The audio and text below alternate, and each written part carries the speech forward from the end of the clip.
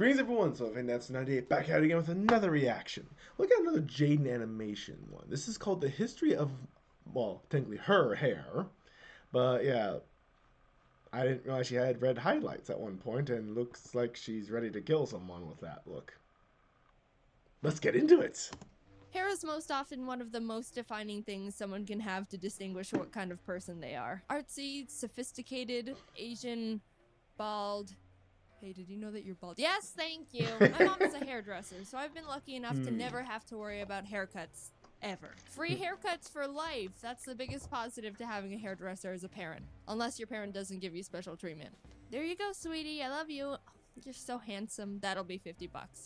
Mine does, so that sucks for you. I've never had anyone else cut my hair, and it wasn't until I moved to California that I realized I didn't trust anyone else to cut my hair. Like I said, hair is something that makes an impact on first impressions, and if you get a bad haircut, it's pretty much expressing, hello, nice to meet you. Yes, I do make bad decisions. I've got really dummy thick hair, and a lot of it. People often give me compliments on my dummy thick hair, but it's really not as great as you think it is. I'm sure there's a bunch of ways I can style it to be really cool and nice, but I was cursed with not giving a crap, so most of the time I just try to get by without doing anything. I need a haircut that's just He's just like in this box, just playing just what? naturally good 99% of the time, because if it's not, then what am I gonna do about it? Just feel dusty that day, that's what. That's the yin to the yang of having a hairdresser parent. Since my mom did my hair every day growing up, I never learned how to do anything good with it myself. And now I'm out of the nest and at the mercy of the hair gods, armed with no skills whatsoever. So that's why I was really nervous about going to a new hairdresser at first. How is a random, highly trained professional stylist who's been doing hair for 20 years gonna know anything? My mom knows what I like. But I went to a really good place and they did a good job and I like it. It looks exactly the same and like I didn't spend more money than I should have to get it done. The style I have right now is pretty generic. Bangs that swoop to the side and medium length with layers. I'd also like to mention how it doesn't do the weird tufty swoops like this in real life. I don't know how I ended up drawing myself like this. Also, literally no one can draw it and they complain to me about it when they try, so sorry about that. But something you probably didn't know about me is that I have an undercut, and you wouldn't see it because it's hidden when my hair is down. I'm super sneaky like that. I've had it for probably a year and a half now, and there were two main reasons why I wanted to get it. One, because I was getting bored with my hair and wanted to do something different. And two, because I have way too much hair on my head, and it was driving me insane. Oh my god, it just needed to go. It takes half a day to dry if I take a shower in the morning, and if any slight breeze hits it when it's damp, it'll puff up uncontrollably. You can see my hair sheds much more because they're like long, dark snakes all over the place. It looks like the girl from The Ring ran back and forth down a single path in my house. They also travel like burrs in the wind. I don't know how they do it. I'm pretty impressed with them, actually. My roommate will find hairs in their room and clothes. Friends will find them in their house when I've never been there before. There's probably a radius around my house that's just contaminated. Scientists have found that you're never more than 3 kilometers away from a Jaden hair. So getting an undercut, while I didn't know that was an actual scientific report. Thank you for that information. not a Now I'm self-conscious.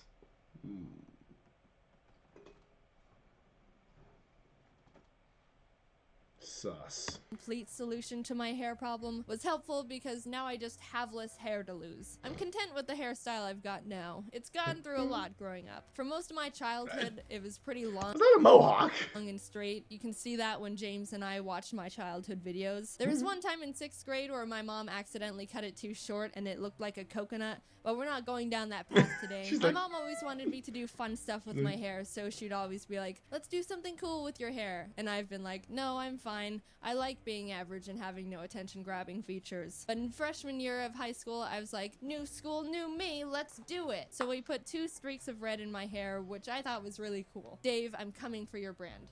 Twice. That lasted maybe half a year until I wanted to change the color of the streaks, so we went a little further and made them purple into pink streaks. Then after I got bored of that, we went even further, and instead of having the streaks, we made the ends fade into purple into pink. I like that one a lot because you could see the color more often. Then in college, I changed from purple into pink into purple. It was more subtle, but I liked it a lot. It was probably my favorite of the color styles I had. Everything was great about the colored hair, except not because it was annoying. If any of you have had colored hair, which I'm assuming statistically at least one of you have because it's the internet and we're quirky, then you know the hell of maintaining colored hair. Right after you get it done, you take a shower and all of a sudden the dye is staining the water and the bathroom and literally everything. Goodbye, white towels. I never trusted you anyway. You go to sleep with damp hair.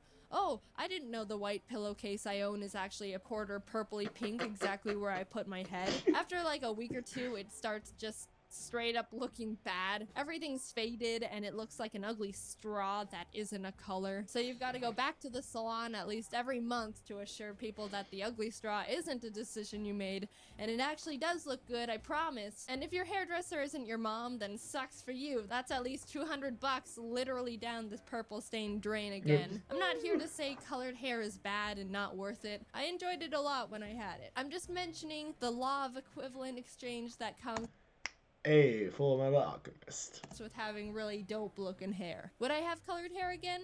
Probably not. Do I regret when I did have it?